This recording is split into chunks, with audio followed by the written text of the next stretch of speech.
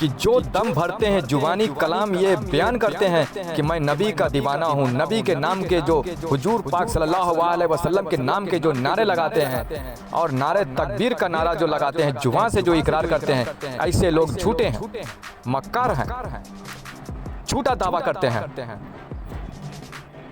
झूठा दावा करते हैं। जो ये लोग ये बात बोलते हैं कि मैं हुजूर के शरीयत का पाबंद हूँ, मैं हुजूर पाक के सुन्नतों पर अमल पैरा हूँ, ऐसे लोग जो जुबान से इकरार करते हैं झूठे हैं। अगर तुम वाकई हुजूर के मोहब्बत और अकीदतमंद हो, हुजूर के सुन्नतों पर अमल पैरा हो, तो बताओ मुझे हुजूर नबी करीम सल्लल्लाहु अलैहि वसल्लम की कौन सी सुन्नत में पूरी कायनात का ताकत बंद है? बताओ मुझे कौन सी सुन्नत में वो राजे इलाही पोशीदा है, बंद है? कौन सी सुन्नत में? आज भी वो मरकजे इलाही, आज भी वो राज रसूले खुदा सल्लल्लाहु अलैहि वसल्लम राज ही है। लोगों ने उस राज के ऊपर पर्दे डाल रखे हैं। लोग उस राज को जानना नहीं चाहते, उस राज तक पहुंचना नहीं चाहते, और आज भी वो राज दफन है उसी गारे हिरा में, जहां हमारे आका हमारे मौला सल्लल्लाहु अलैहि वसल्लम जाया करते हैं, जहां से वो एक तोहफाए इलाही, एक राज खुदावंद ताला की जानिब से हुजूर नबी करीम सल्लल्लाहु अलैहि वसल्लम पर खुली। वो है सुन्नते गारे हिरा। अरे हमारे आका हमारे मौला हुजूर नबी पाक सल्लल्लाहु अलैहि वसल्लम इरशाद फरमाते हैं कि मैं दुनिया में आने से पहले भी नबी था और दुनिया में आने के बाद भी नबी हूँ।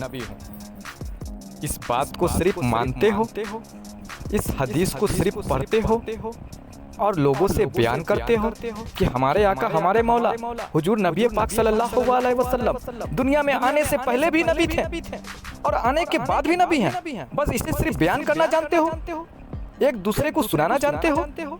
और वो कैसे नबी थे और वो कौन सी उम्मती थी, क्या इसे तुमने जाना, पहचाना, समझा?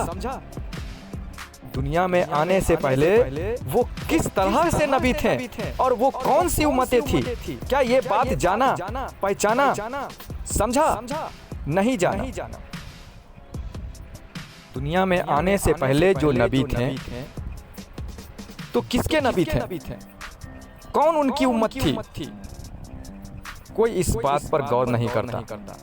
आज मैं बताता हूँ अपने मुर्शिद पाक सरकार गौहर शाही के फजल करम से, ये राज तुम पर मैं खोलता हूँ और जिसे गलत साबित करना है साबित करके दिखाए और बताए।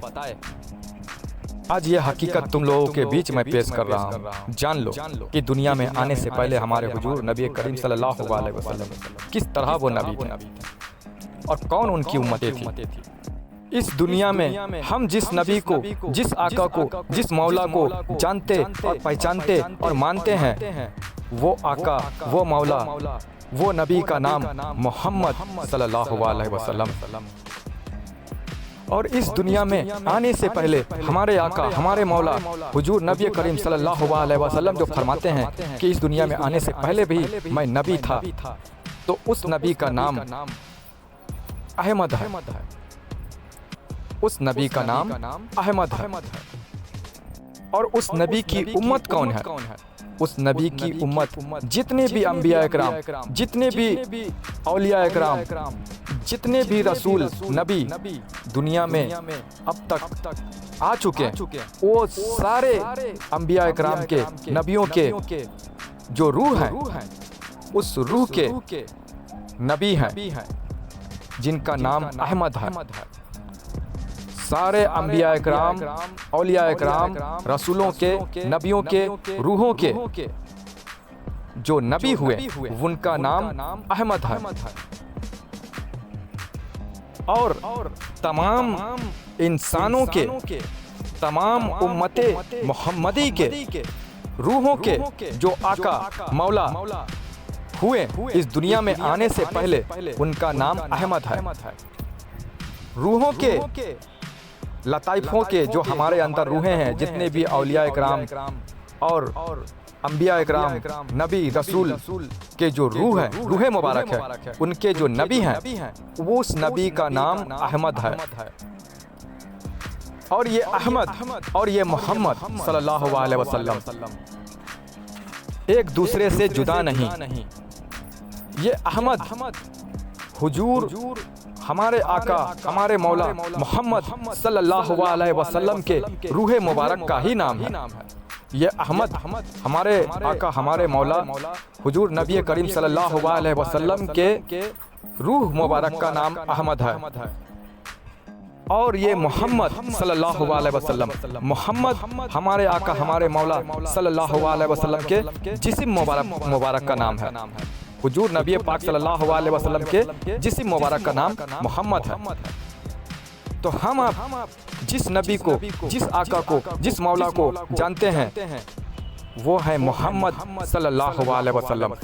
क्यों मोहम्मद सल्लल्लाहु अलैहि वसल्लम कहते हैं और हमारे नबी, हमारे आका, हमारे मौला कहते हैं? क्योंकि हमारा ताल्लुक सिर्फ हुजूर नबी पाक सल्लल्लाहु अलैहि वसल्लम के जिस्म मुबारक तक है। उनके जिस्म मुबारक से सिर्फ ताल्लुक हम लोगों ने सिर्फ रखा, उनकी रूह मुबारक से ताल्लुक हमने कभी कायम ही नहीं की, जोड़ा ही नहीं। इस वजह से उम्मते अहमदी में हम आप दाखिल भी नहीं हो पाए, उम्मते अहमदी में दाखिल नहीं हो पाए, सिर्फ उम्मते मोहम्मदी में ही रह गए। और मुकम्मल, कामिल, अकमल वो इंसान हुआ जो उम्मते मोहम्मदी में रहते हुए उम्मते अहमदी में भी शामिल हो गया सल्लल्लाहु अलैहि वसल्लम। यानी कि हुजूर के रूह मुबारक से भी अपना ताल्लुक उसने कायम कर लिया। वो मुकम्मल इंसान हुआ, वो कामिल शरीयत का पासदार हुआ, और वो ही बंदा अल्लाह के कुर्बे इलाही का हकदार हुआ, जो शरीयत मोहम्मदी को लेकर चलते हुए, शरीयत मोहम्मदी में रहते हुए शरीयत अहमदी भी अपनाया। यानी कि उम्मत मोहम्मदी के साथ साथ उम्मत अहमदी में भी वो दाखिल हो गया, वो कामिल अकमल हो गया, वो कुर्बे इलाही का हकदार हो गया। और शरीयत मोहम्मदी के साथ साथ शरीयत अहमदी भी अगर तुम अपनाना चाहते हो, उम्मत मोहम्मदी के साथ साथ उम्मत अहमदी भी तुम कहलाना चाहते हो, यानी कि हुजूर के रूह मुबारक से भी ताल्लुक तुम जोड़ना चाहते हो, तो उसके लिए तुम्हें सुन्नते गारे हिरा अपनाना पड़ेगा। याद रखना, सुन्नते गारे हिरा अपनाना पड़ेगा। वो गारे हिरा वाला सुन्नत जो हमारे आका, हमारे मौला हुजूर नबी पाक सल्लल्लाहु अलैहि वसल्लम ने अपनाया, जिस पर अमल पायरा रहे, वो अमल पायरा तुम्हें भी उस सुन्नत पर होना पड़ेगा। अगर आका के दीवाने हो, अगर रसूल अल्लाह के चाहने वाले हो, मोहम्मद के चाहने वाले हो, दीवाने हो, तो हुजूर पाक का वो अव्वल सुन्नत भी अपनाओ।